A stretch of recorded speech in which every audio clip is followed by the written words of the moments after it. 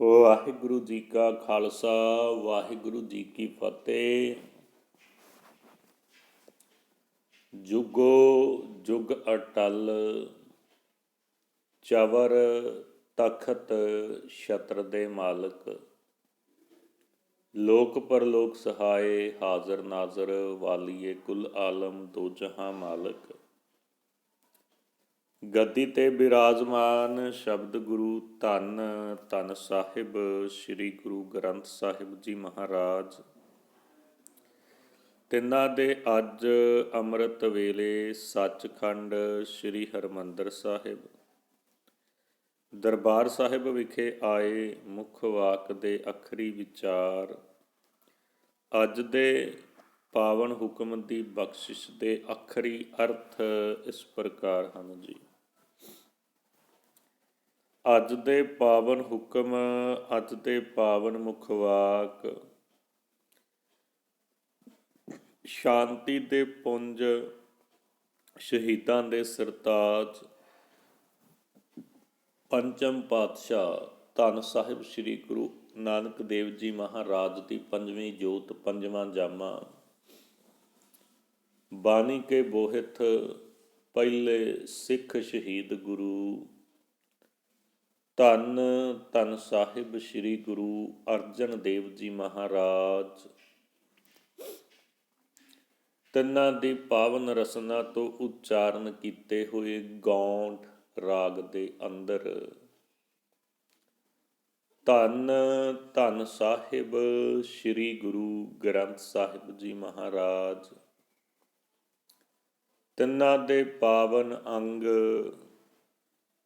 868 ਦੇ ਉੱਪਰ ਸੁਭਾਏਮਾਨ ਹਨ। ਗੁਰੂ ਪਿਆਰੀ ਸਾਧ ਸੰਗਤ ਜੀਓ, ਵਿਚਾਰ ਸ਼ੁਰੂ ਕਰਨ ਤੋਂ ਪਹਿਲਾਂ ਸਮੂਹ ਸੰਗਤਾਂ ਆਪਣੀਆਂ ਹਾਜ਼ਰੀਆਂ ਗੁਰਦੇਵ ਪਾਤਸ਼ਾਹ ਜੀ ਦੇ ਚਰਨਾਂ ਦੇ ਵਿੱਚ ਲਗਾਓ, ਹੱਥ ਜੋੜੋ, ਮਸਤਕ ਝੁਕਾਓ, ਗੱਜ ਕੇ ਫਤਿਹ ਬੁਲਾਓ ਜੀ, ਕਹੋ ਵਾਹਿਗੁਰੂ ਜੀ ਕਾ ਖਾਲਸਾ, ਵਾਹਿਗੁਰੂ ਜੀ ਕੀ ਫਤਿਹ। ਫਤਿਹ ਪ੍ਰਵਾਨ ਹੋਵੇ। ਗੁਰੂ ਪਿਆਰੀ ਸਾਧ ਸੰਗਤ ਜੀਓ, ਬਿਰਤੀਆਂ ਇਕਾਗਰਚਿਤ ਕਰੋ। ਆਪਾਂ ਅੱਜ ਦੇ ਪਾਵਨ ਹੁਕਮ ਦੀ ਬਖਸ਼ਿਸ਼ ਦੇ ਨਾਲ, ਅੱਜ ਦੇ ਪਾਵਨ ਮੁੱਖ ਵਾਕ ਦੇ ਸ਼ਬਦੀ ਅਰਥਾਂ ਦੇ ਨਾਲ ਜੁੜਨ ਦਾ ਯਤਨ ਕਰੀਏ।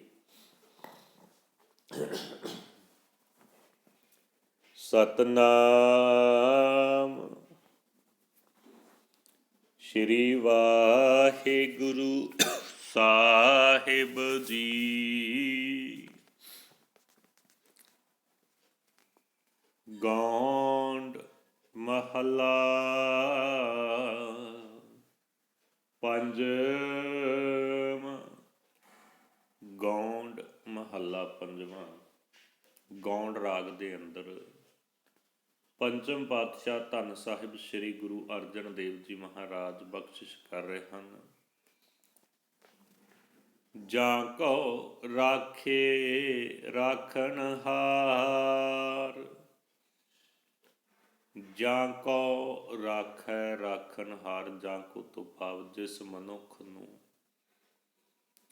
ਰਾਖੇ ਬਚਾਉਂਦਾ ਹੈ, ਰੱਖਦਾ ਹੈ, ਰਾਖਣਹਾਰ ਬਚਾਉਣ ਦੀ ਸਮਰੱਥਾ ਵਾਲਾ ਪ੍ਰਭੂ। ਸਮਝਣ ਦਾ ਯਤਨ ਕਰਿਓ ਸਾਧ ਸੰਗਤ ਜੀ। ਹੇ ਭਾਈ, ਜਿਸ ਮਨੁੱਖ ਨੂੰ ਰੱਖਣ ਯੋਗ ਪ੍ਰਭੂ ਕਮਾਦਿਕ ਵਿਕਾਰਾਂ ਤੋਂ ਬਚਾਉਣਾ ਚਾਹੁੰਦਾ ਹੈ, ਜਿਸ ਨੂੰ, ਹੇ ਭਾਈ, ਜਿਸ ਮਨੁੱਖ ਨੂੰ ਰੱਖਣ ਯੋਗ ਪ੍ਰਭੂ ਕਮਾਦਿਕ ਵਿਕਾਰਾਂ ਤੋਂ ਬਚਾਉਣਾ ਚਾਹੁੰਦਾ ਹੈ। ਅਗਲੀ ਪੰਕਤੀ ਦੇ ਅੰਦਰ ਪਾਤਸ਼ਾਹ ਬਖਸ਼ਿਸ਼ ਕਰ ਰਹੇ ਨੇ, ਤਿਸ ਕਾ ਅੰਗ ਕਰੈ ਨਿਰੰਕਾਰ ਰਹਾਉ। ਤਿਸ ਕਾ ਅੰਗ ਕਰੇ ਨਿਰੰਕਾਰ ਰਹਾਉ। ਤਿਸ ਕਹਿੰਦੇ ਨੇ ਉਸ ਦਾ ਅੰਗ ਪੱਖ, ਅੰਗ ਕਹਿੰਦੇ ਨੇ ਸਾਧ ਸੰਗਤ ਜੀ ਪੱਖ ਕਰਨਾ। ਇੱਕ ਤਾਂ ਸਰੀਰ ਦੇ ਅੰਗ ਹੁੰਦੇ ਨੇ, ਇੱਕ ਪੱਖ ਹੁੰਦਾ ਹੈ ਸਹਾਇਤਾ ਕਰਨ ਵਾਲਾ, ਪੱਖ ਕਰਨ ਵਾਲਾ, ਸਹਾਰਾ ਦੇਣ ਵਾਲਾ। ਨਿਰੰਕਾਰ ਆਕਾਰ ਰਹਿਤ ਪ੍ਰਭੂ, ਪ੍ਰਭੂ ਉਸ ਦਾ ਪੱਖ ਕਰਦਾ ਏ, ਉਸ ਦੀ ਮਦਦ ਕਰਦਾ ਏ। ਇੱਥੇ ਪਾਤਸ਼ਾਹ ਰਹਾਉ ਭਾਵ ਵਿਸ਼ਰਾਮ ਦੇ ਕੇ ਬਖਸ਼ਿਸ਼ ਕਰ ਰਹੇ ਨੇ। ਤਾਂ ਕਾ ਅੰਗ ਦਇਆਲ ਪ੍ਰਭ, ਤਾਂ ਕੇ ਸਭ ਦਾਸ। ਜਾਂ ਕਾ ਅੰਗ ਦਇਆਲ ਪ੍ਰਭ, ਤਾਂ ਕੇ ਸਭ ਦਾਸ। ਜਿਸ ਨੌ ਤੇਰਾ ਅੰਗ, ਸੋ ਨਿਰਮਲੀ ਹੂੰ ਨਿਰਮਲਾ। ਜਿਸ ਨੂੰ ਤੇਰਾ ਅੰਗ, ਸੋ ਨਿਰਮਲੀ ਹੂੰ ਨਿਰਮਲਾ। ਜਾਂ ਕਾ ਅੰਗ ਦਇਆਲ ਪ੍ਰਭ, ਤਾਂ ਕੇ ਸਭ ਦਾਸ। ਸਹਾਇਤਾ ਕਰਨ ਵਾਲਾ, ਪੱਖ ਕਰਨ ਵਾਲਾ, ਸਹਾਈ ਹੋਣ ਵਾਲਾ। ਕਰੇ ਕਰਦਾ ਹੈ, ਆਖੈ ਮੰਗੈ ਦੇਹ ਦੇਹ, ਦਾਤ ਕਰੇ ਦਾਤਾਰ। ਕਰੇ ਕਰਾਏ ਆਪ ਪ੍ਰਭ, ਸਭ ਕਿਛ ਤਿਸ ਹੀ ਹਾਥ।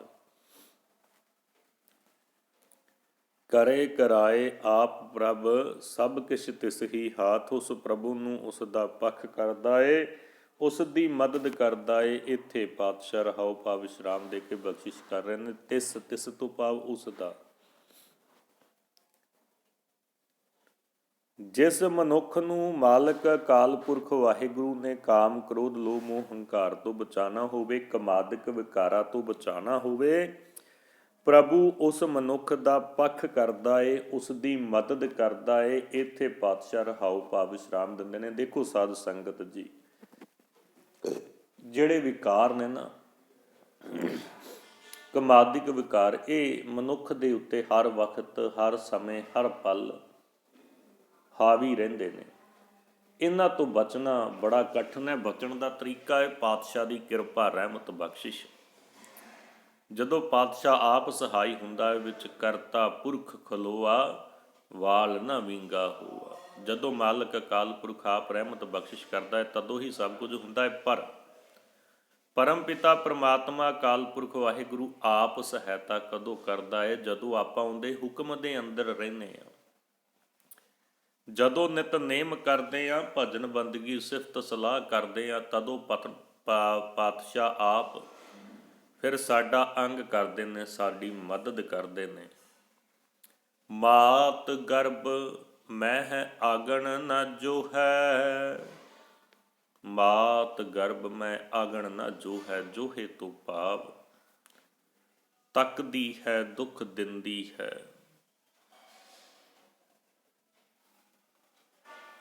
ਗਰਭ ਕਹਿੰਦੇ ਨੇ ਕੁੱਖ ਨੂੰ, ਉਦਰ ਨੂੰ। ਮਾਤ ਗਰਭ ਮੈਂ ਅਗਨ ਅੱਗ। ਹੇ ਭਾਈ, ਜਿਵੇਂ ਜੀਵ ਨੂੰ ਮਾਂ ਦੇ ਪੇਟ ਵਿੱਚ ਅੱਗ ਦੁੱਖ ਨਹੀਂ ਦਿੰਦੀ,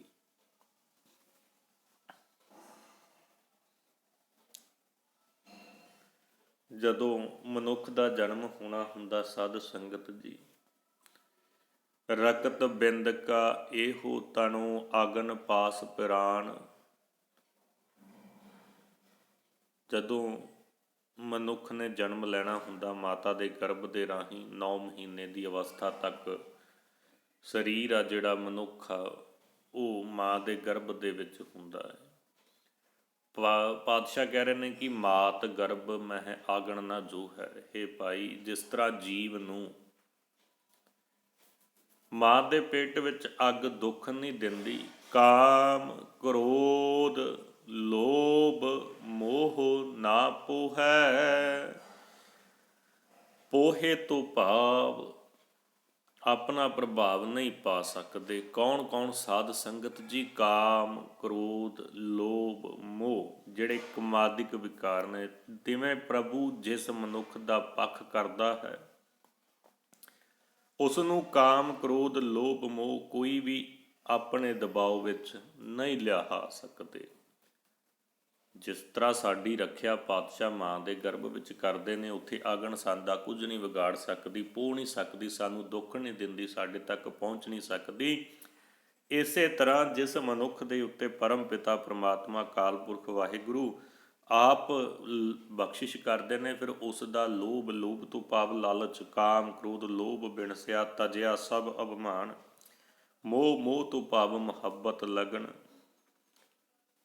ਏਕਸ ਬਿਨ ਸਭ ਧੰਦ ਹੈ, ਸਭ ਮਿਥਿਆ ਮੋਹ ਮਾਏ, ਰਿੱਧ ਸਿੱਧ ਸਭ ਮੋਹ ਹੈ, ਨਾਮ ਨਾ ਵਸੇ ਮਨ ਆਏ, ਕਾਮ, ਕ੍ਰੋਧ, ਲੋਭ, ਮੋਹ, ਅਭਿਮਾਨ, ਵਿਖੈਰਸ ਇਨ ਸੰਗਤ ਤੇ ਹੂੰ ਤੇ, ਬ੍ਰਹਮਾ ਬਿਸ਼ਨ ਸਿਰੇ ਤੇ ਆਗਣਤ, ਤਿਨ ਕੋ ਮੋਹ ਭਇਆ ਮਦ ਮਦ ਕਾ। ਇਸੇ ਤਰ੍ਹਾਂ ਹੀ ਕਾਮ ਸਾਧ ਸੰਗਤ ਜੀ, ਰੂਪੈ ਕਾਮੈ ਦੋਸਤੀ, ਭੁਖੈ ਸਾਦੇ ਕੰਡ, ਲਾਲਚ ਸਮਰਹਿ ਬੁੱਧ ਬਲ ਨਾਠੀ, ਤਾਂ ਕਾਮ ਪਾਵਸ ਮਧਾਨੀ, ਕਾਮ ਕ੍ਰੋਧ ਤਨ ਵਸਹਿ ਚੰਡਾਲਾ ਭੋਗ, ਇੱਛਾ ਭਾਵ ਇਹ ਸਾਰਾ ਕੁਝ ਨਾ ਸਾਧ ਸੰਗਤ, ਤਿਸ ਜਾਤ ਨਾ ਜਨਮ ਨਾ ਜੋਣ, ਕਾਮ ਜੂਨੀਆਂ ਕਾਮ ਭਾਵ ਵਾਹ ਲੈਂਦੀ ਹੈ, ਤਨ ਬਿਨਸੇ ਜਮ ਸਿਉ ਪਰੇ ਕਾਮ, ਜਮਾ ਦੇ ਕੰਮ ਭਾਵ ਵਸ ਪੈ ਜਾਂਦਾ ਹੈ। ਜਿਸ ਤੇ ਕਿਰਪਾ ਰਹਿਮਤ ਬਖਸ਼ਿਸ਼ ਪਾਤਸ਼ਾਹ ਆਪ ਕਰਦੇ ਨੇ ਸਾਧ ਸੰਗਤ ਜੀ, ਉਸੇ ਤਰ੍ਹਾਂ ਹੀ ਫਿਰ ਜਿਸ ਤਰ੍ਹਾਂ ਮਾਤਾ ਦੇ ਗਰਭ ਵਿੱਚ ਸਾਡੀ ਸਹਾਇਤਾ ਕਰਦਾ ਹੈ ਪ੍ਰਮਾਤਮਾ, ਉਸੇ ਤਰ੍ਹਾਂ ਪਰਮਪਿਤਾ ਪਰਮਾਤਮਾ ਅਕਾਲ ਪੁਰਖ ਵਾਹਿਗੁਰੂ ਮਾਤ ਲੋਕ ਦੇ ਉੱਪਰ ਸਾਡੀ ਸਹਾਇਤਾ ਕਰਦੇ ਨੇ। ਸਾਡੇ ਉੱਤੇ ਜਿਹੜਾ ਕਾਮ, ਕ੍ਰੋਧ, ਲੋਭ, ਮੋਹ, ਹੰਕਾਰ ਕੋਈ ਵੀ ਆਪਣਾ ਦਬਾਅ ਨਹੀਂ ਲਿਆ ਸਕਦਾ। ਸਾਧ ਸੰਗ ਜਪੈ ਨਿਰੰਕਾਰ, ਸਾਧ ਸੰਗ ਗੁਰੂ ਦੀ ਸੰਗਤ ਵਿੱਚ ਉਹ ਮਨੁੱਖ ਗੁਰੂ ਦੀ ਸੰਗਤ ਵਿੱਚ ਟਿਕ ਕੇ ਪ੍ਰਮਾਤਮਾ ਦਾ ਨਾਮ ਜਪਦਾ ਹੈ। ਗੁਰੂ ਦੀ ਸੰਗਤ ਦੇ ਵਿੱਚ ਸਾਧ ਸੰਗ ਜਪੈ ਨਿਰੰਕਾਰ, ਸੱਚਖੰਡ ਵਸੈ ਨਿਰੰਕਾਰ, ਕਹੋ ਨਾਨਕ ਸੰਤਨ ਕਾ ਰਾਖਾ, ਪਾਰ ਬ੍ਰਹਮ ਨਿਰੰਕਾਰੇ। ਮਨੁੱਖ ਗੁਰੂ ਦੀ ਸੰਗਤ ਦੇ ਵਿੱਚ ਟਿਕ ਕੇ ਪ੍ਰਮਾਤਮਾ ਦਾ ਨਾਮ ਜਪਦਾ ਹੈ। ਨਿੰਦਕ ਕੈ ਮੁਖ ਲਾਗੇ ਛਾਰ, ਨਿੰਦਕ ਕੈ ਮੁਖ ਲਾਗੇ ਛਾਰ, ਕਹਿ ਤੋ ਭਾਵ ਦੇ ਮੂੰਹ ਵਿੱਚ ਸਿਰ ਉੱਤੇ ਛਾਰ ਸੁਆ। ਪਰ ਉਸ ਦੀ ਨਿੰਦਾ ਕਰਨ ਵਾਲੇ ਮਨੁੱਖ ਦੇ ਸਿਰ ਉੱਤੇ ਸੁਆਹ ਪੈਂਦੀ ਹੈ। ਨਿੰਦਕ ਬਦਨਾਮੀ ਹੀ ਖੱਟਦਾ ਹੈ। ਰਾਮ ਕਵਚ ਦਾਸ ਕਾ ਸਨਾਹੋ, ਰਾਮ ਕਵਚ ਦਾਸ ਕਾ ਸਨਾਹੋ। ਕਵਚ ਕਹਿੰਦੇ ਨੇ ਲੋਹੇ ਦਾ ਕੋਟ ਜਿਹੜਾ ਹੈ ਵਰਤ, ਜੋ ਤੰਤਰ ਜੋ ਸ਼ਸਤਰਾਂ ਦੀ ਮਾਰ ਤੋਂ ਬਚਾ ਸਕੇ। ਸਨਾਹ ਸੰਜੋਗ। ਹੇ ਭਾਈ, ਪਰਮਾਤਮਾ ਦਾ ਨਾਮ ਸੇਵਕਾਂ ਵਾਸਤੇ ਸ਼ਸਤਰਾਂ ਤੋਂ ਬਚਾਉਣ ਵਾਲਾ ਤੰਤਰ ਹੈ।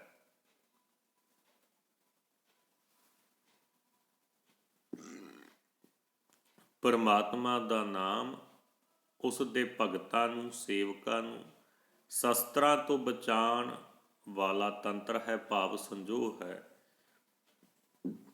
ਦੂਤ ਦੁਸ਼ਟ ਤਿਸ ਪੋਹਤ ਨਾਹੀਂ, ਦੂਤ ਕਹਿੰਦੇ ਨੇ ਕਮਾਦਕ ਵੈਰੀ। ਦੁਸ਼ਟ ਭੈੜੇ ਚੰਦੜੇ ਜਿਸ ਮਨੁੱਖ ਦੇ ਪਾਸ ਰਾਮ ਨਾਮ ਦਾ ਕਵਚ ਹੈ, ਸੰਜੋਗ ਹੈ, ਉਸ ਨੂੰ ਕਮਾਦਕ ਚੰਦਰੇ ਵੈਰੀ ਪੋਹ ਨਹੀਂ ਸਕਦੇ। ਸਮਝਣ ਦਾ ਯਤਨ ਕਰਿਓ ਸਾਧ ਸੰਗਤ ਜੀ। ਦੂਤ ਕਹਿੰਦੇ ਨੇ ਵੈਰੀ ਨੂੰ। ਦੂਤ ਲੱਗੇ ਫਿਰ ਚਾਕਰੀ, ਸਤਿਗੁਰ ਕਾ ਵਿਸਾਹੂ। ਪੰਚ ਦੂਤ ਮੁਹ ਹੈ ਸੰਸਾਰਾ, ਮਹਾ ਵਿਚਾਰ ਪੰਚ ਦੂਤੈ ਮੰਥ। ਕੀਰਤਨੰ ਸਾਧ ਸੰਗੇਨ, ਨਾਨਕ ਨੈ ਦ੍ਰਿਸ਼ਟੰਤ ਜਮ ਦੂਤਨ ਹੈ ਮਨ ਤਨ। ਮਨ ਵਸ ਦੂਤਾ ਦੁਰਮਤ ਹੋਏ, ਦੀਨ ਦਇਆਲ ਕਰੀ ਪ੍ਰਭ ਕਿਰਪਾ, ਵਸ ਕੀਨੇ ਪੰਚ ਦੂਤਾਰੇ। ਤਿਸ ਤੋਂ ਭਾਵ ਉਸ ਨੂੰ ਤੀਰਥ ਨਾਵਾਂ, ਜੇ ਤਿਸ ਭਾਵਾਂ ਮੈਨ ਭਾਣੈ ਕਹਿ ਨਾਇ ਕਰੀ। ਊਡੈ ਉਠਾਵੈ ਸਹਿ ਕੋਸਾ, ਤਿਸ ਪਾਛੇ ਬਚਰੇ ਸ਼ਰਿਆ। ਆਦੇਸ ਤਿਸੇ ਆਦੇਸ, ਤਿਸ ਤੋਂ ਭਾਵ ਉਸ ਨੂੰ ਪੋਹਤ ਪੋਹ ਨਹੀਂ ਸਕਦੇ। ਜਿਸ ਮਨੁੱਖ ਦੇ ਪਾਸ ਰਾਮ ਨਾਮ ਦਾ ਕਵਚ ਹੈ, ਭਾਵ ਉਸ ਪਰਮ ਪਿਤਾ ਪਰਮਾਤਮਾ ਅਕਾਲ ਪੁਰਖ ਵਾਹਿਗੁਰੂ ਦੀ ਭਜਨ ਬੰਦਗੀ ਹੈ, ਸਿਫਤ ਸਲਾਹ ਹੈ। ਜਿਸ ਮਨੁੱਖ ਦੇ ਪਾਸ ਨਿਤਨੇਮ ਹੈ ਨਾ ਸਾਧ ਸੰਗਤ ਜੀ, ਜੋ ਪੱਕਾ ਨਿਤਨੇਮੀ ਹੈ, ਗੁਰੂ ਘਰ ਹਾਜ਼ਰੀ ਵੀ ਭਰਦਾ ਏ, ਸੇਵਾ ਵੀ ਕਰਦਾ ਏ, ਸਿਮਰਨ ਵੀ ਕਰਦਾ ਏ, ਕਥਾ ਕੀਰਤਨ ਸਰਵਣ ਵੀ ਕਰਦਾ ਏ, ਫਿਰ ਉਸ ਦੇ ਪੂਰੇ ਸਰੀਰ ਦੇ ਦੁਆਲੇ, ਹਿਊਮਨ ਬਾਡੀ ਦੇ ਦੁਆਲੇ ਰਾਮ ਨਾਮ ਦਾ ਕਵਚ ਇੱਕ ਉਹ ਸੰਜੋਗ ਬਣ ਜਾਂਦੀ, ਇੱਕ ਔਰਾ ਬਣ ਜਾਂਦਾ ਸਾਧ ਸੰਗਤ ਜੀ। ਤੇ ਉਸ ਨੂੰ ਕਮਾਦਕ ਚੰਦਰੇ ਬੈਰੀ ਨੇ ਜਿਹੜੇ ਉਹ ਪੋਹ ਨਹੀਂ ਸਕਦੇ, ਫਿਰ ਇਹ ਚੀਜ਼ਾਂ ਉਸ ਦੇ ਨੇੜੇ ਨਹੀਂ ਆਉਂਦੀਆਂ, ਕਿਉਂਕਿ ਉਹ ਔਰਾ ਜਿਹੜਾ ਉਸ ਦੇ ਆਲੇ ਦੁਆਲੇ ਬਣਿਆ ਹੁੰਦਾ ਹੈ। ਜੋ ਜੋ ਗਰਭ ਕਰੈ ਸੋ ਜਾਏ, ਗਰਭ ਕਹਿੰਦੇ ਨੇ ਹੰਕਾਰ ਨੂੰ, ਜਾਏ ਨਾਸ ਹੋ ਜਾਂਦਾ ਹੈ। ਪਰ ਜਿਹੜਾ ਜਿਹੜਾ ਮਨੁੱਖ ਆਪਣੀ ਤਾਕਤ ਦਾ ਮਾਣ ਕਰਦਾ ਹੈ, ਉਹ ਆਤਮਿਕ ਜੀਵਨ ਵੱਲੋਂ ਤਬਾਹ ਹੋ ਜਾਂਦਾ ਹੈ। ਜਿਹੜਾ ਜਿਹੜਾ ਮਨੁੱਖ ਆਪਣੀ ਆਤਮਿਕ ਤਾਕਤ ਦਾ, ਆਪਣੀ ਤਾਕਤ ਦਾ ਮਾਣ ਕਰਦਾ ਏ, ਉਹ ਆਤਮਿਕ ਜੀਵਨ ਦੇ ਵੱਲੋਂ ਤਬਾਹ ਹੋ ਜਾਂਦਾ। ਸਾਧ ਸੰਗਤ ਜੀ ਦੇਖੋ, ਤਾਕਤ ਦਾ ਮਾਣ ਕਦੇ ਵੀ ਕਰਨਾ ਨਹੀਂ ਚਾਹੀਦਾ, ਹੰਕਾਰ ਕਦੇ ਨਹੀਂ ਕਰਨਾ ਚਾਹੀਦਾ, ਨਾ ਪੈਸੇ ਦਾ, ਨਾ ਜਾਇਦਾਦ ਦਾ, ਧਨ ਦੌਲਤ ਦਾ, ਰੂਪ ਦਾ, ਸੁਆਪਣ ਦਾ, ਕਿਸੇ ਵੀ ਪ੍ਰਕਾਰ ਦਾ ਹੰਕਾਰ ਨਹੀਂ ਕਰਨਾ ਚਾਹੀਦਾ। ਕਿਉਂ? ਪਾਤਸ਼ਾਹ ਦਾ ਫਰਮਾਨ ਹੈ, ਜੋ ਜੋ ਗਰਭ ਕਰੇ ਸੋ ਜਾਏ। ਜਿਹੜਾ ਜਿਹੜਾ ਮਨੁੱਖ ਮਾਣ ਕਰਦਾ ਏ ਆਪਣੀ ਤਾਕਤ ਦਾ, ਆਪਣੀ ਪਹੁੰਚ ਦਾ, ਆਪਣੇ ਸੁਹੱਪਣ ਦਾ, ਆਪਣੇ ਰੂਪ ਦਾ, ਆਪਣੀ ਧਨ ਦੌਲਤ ਜਾਇਦਾਦ ਦਾ, ਉਹ ਆਤਮਿਕ ਜੀਵਨ ਦੇ ਵੱਲੋਂ ਤਬਾਹ ਹੋ ਜਾਂਦਾ ਹੈ। ਗਰੀਬ ਦਾਸ ਕੀ ਪ੍ਰਭ ਸਰਨਾਏ, ਗਰੀਬ ਕਹਿੰਦੇ ਨੇ, ਗਰੀਬ ਦਾਸ ਕੀ ਪ੍ਰਭ ਸਰਨਾਏ। ਸਰਨਾਏ ਤੋਂ ਭਾਵ ਆਸਰਾ, ਗਰੀਬ ਤੋਂ ਭਾਵ ਸਾਧ ਸੰਗਤ ਜੀ ਨਿਰਧਨ ਕੰਗਾਲ। ਗਰੀਬ ਦਾ ਆਸਰਾ, ਸੇਵਕ ਦਾ ਆਸਰਾ ਪ੍ਰਭੂ ਆਪ ਹੈ। ਹਮ ਗਰੀਬ ਮਸਕੀਨ ਪ੍ਰਭ ਤੇਰੇ, ਹਰ ਰਾਖ ਰਾਖ ਵੱਡ ਵੱਡਾ ਹੈ। ਮੋਹੇ ਗਰੀਬ ਕੋ ਲੇਹੋ ਰਲਾਏ। ਗਰੀਬਾਂ ਦੀ ਤਾਂ ਉਹ ਆਪ ਰੱਖਿਆ ਕਰਦਾ ਏ ਸਾਧ ਸੰਗਤ ਜੀ, ਆਪ ਆਪਣੇ ਦਰੋਂ ਕਰੋ ਗੁਰੂ ਸਿੱਖੀ ਵਾਲਾ ਜੀਵਨ ਬਖਸ਼ਿਸ਼ ਕਰਦਾ ਹੈ। ਪਰ ਅਰਦਾਸ ਕਰਨੀ ਆਉਣੀ ਚਾਹੀਦੀ ਹੈ, ਹਮ ਗਰੀਬ ਮਸਕੀਨ ਪ੍ਰਭ ਤੇਰੇ, ਹਰ ਰਾਖ ਰਾਖ ਵੱਡ ਵੱਡਾ ਹੈ। ਗਰੀਬ ਦਾਸ ਕੀ ਪ੍ਰਭ ਸਰਨਾਏ, ਗਰੀਬਾਂ ਦਾ ਆਸਰਾ ਸੇਵਕ ਪ੍ਰਭੂ ਆਪ ਹੈ।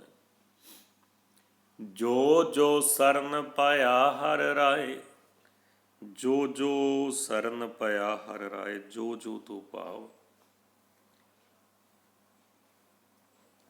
ਜਿਹੜਾ ਜਿਹੜਾ ਜਿਸ ਨੂੰ ਪਾਇਆ ਪਾਤਸ਼ਾਹ, ਜਿਹੜਾ ਜਿਹੜਾ ਮਨੁੱਖ ਪ੍ਰਭੂ ਪਾਤਸ਼ਾਹ ਦੀ ਸਰਨੀ ਪੈ ਜਾਂਦਾ ਹੈ, ਜਿਹੜਾ ਜਿਹੜਾ ਜੀਵ ਉਸ ਮਾਲਕ ਅਕਾਲ ਪੁਰਖ ਵਾਹਿਗੁਰੂ ਦੀ ਸਰਨੀ ਪੈ ਜਾਂਦਾ ਹੈ, ਜਿਹੜਾ ਜਿਹੜਾ ਜੀਵ ਉਸ ਪਰਮ ਪਿਤਾ ਪਰਮਾਤਮਾ ਦੇ ਚਰਨਾਂ ਨਾਲ ਲੱਗ ਜਾਂਦਾ ਹੈ,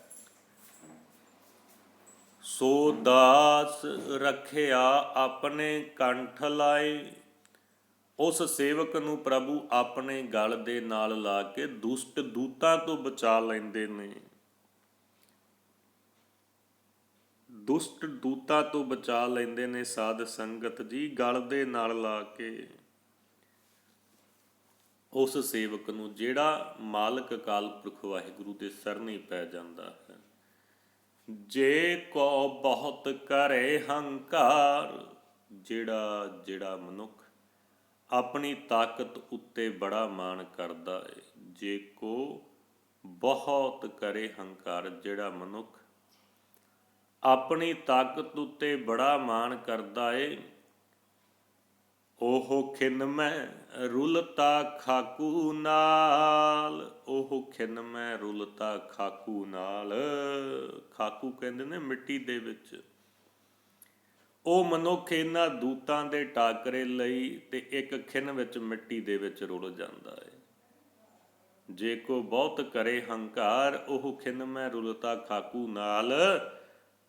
ਸਾਧ ਸੰਗਤ ਜੀ, ਕੁਝ ਵੀ ਕਹਿਣ ਦੀ ਲੋੜ ਨਹੀਂ, ਬੋਲਣ ਦੀ ਲੋੜ ਨਹੀਂ, ਸਾਰਾ ਕੁਝ ਤੁਸੀਂ ਆਪਣੀਆਂ ਅੱਖਾਂ ਦੇ ਨਾਲ ਵੇਖਿਆ ਹੈ। ਕੁਝ ਘੰਟੇ ਪਹਿਲਾਂ ਦੀਆਂ ਗੱਲਾਂ ਨੇ, ਕੱਲ੍ਹ ਦੀਆਂ ਗੱਲਾਂ ਨੇ, ਸਭ ਕੁਝ ਤੁਹਾਡੀਆਂ ਅੱਖਾਂ ਦੇ ਸਾਹਮਣੇ ਸੀ। ਰਹੋ ਵਿਚਾਰ, ਆਪਾਂ ਉਧਰ ਨੂੰ ਨਾ ਜਾਈਏ।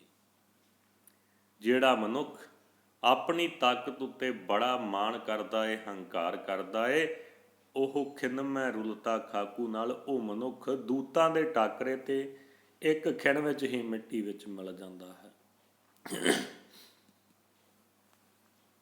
ਹੈਪੀ ਸਾਚਾ ਹੋਵਨ ਹਾਰ, ਹੈਪੀ ਤੋਂ ਭਾਵ ਹੁਣ ਵੀ ਮੌਜੂਦ, ਸਾਚਾ ਸਦਾ ਕਾਇਮ ਰਹਿਣ ਵਾਲਾ, ਹੋਵਨ ਹਾਰ ਅਗਾਂਹ ਵੀ ਕਾਇਮ ਰਹਿਣ ਵਾਲਾ। ਹੈ ਭਾਈ ਸਦਾ ਕਾਇਮ ਰਹਿਣ ਵਾਲਾ ਪ੍ਰਭੂ ਹੁਣ ਵੀ ਮੌਜੂਦ ਹੈ ਤੇ ਸਦਾ ਦੇ ਲਈ ਮੌਜੂਦ ਰਹੇਗਾ। ਵੱਖਰੀ ਗੱਲ ਹੈ ਸਾਨੂੰ ਦਿਖਾਈ ਨਹੀਂ ਦਿੰਦਾ, ਸਾਨੂੰ ਲੱਭਣਾ ਨਹੀਂ ਆਉਂਦਾ, ਸਾਨੂੰ ਪਾਉਣਾ ਨਹੀਂ ਆਉਂਦਾ। ਸਦਾ ਸਦਾ ਜਾਈ ਬਲਿਹਾਰ, ਜਾਈ ਤੋਂ ਭਾਵ ਮੈਂ ਜਾਂਦਾ ਹਾਂ ਬਲਿਹਾਰ ਕੁਰਬਾਨ, ਮੈਂ ਸਦਾ ਉਸ ਤੋਂ ਸਦਕੇ ਜਾਂਦਾ ਹਾਂ। ਆਪਣੇ ਦਾਸ ਰੱਖੇ ਕਿਰਪਾ ਧਾਰ, ਧਾਰ ਧਾਰ ਕੇ ਹੈ ਭਾਈ ਪ੍ਰਭੂ ਆਪਣੇ ਦਾਸ ਨੂੰ ਕਿਰਪਾ ਕਰਕੇ ਵਿਕਾਰਾਂ ਤੋਂ ਸਦਾ ਬਚਾਉਂਦਾ ਹੈ। ਨਾਨਕ ਕੇ ਪ੍ਰਭ ਪ੍ਰਾਨ ਆਧਾਰ, ਆਧਾਰ ਕਹਿੰਦੇ ਨੇ ਆਸਰਾ ਨੂੰ, ਨਾਨਕ ਕੇ ਪ੍ਰਭ ਪ੍ਰਾਨ ਆਧਾਰ, ਨਾਨਕ ਦੇ ਪ੍ਰਭੂ ਜੀ ਆਪਣੇ ਦਾਸਾਂ ਦੀ ਜਿੰਦ ਦਾ ਆਸਰਾ ਹਨ।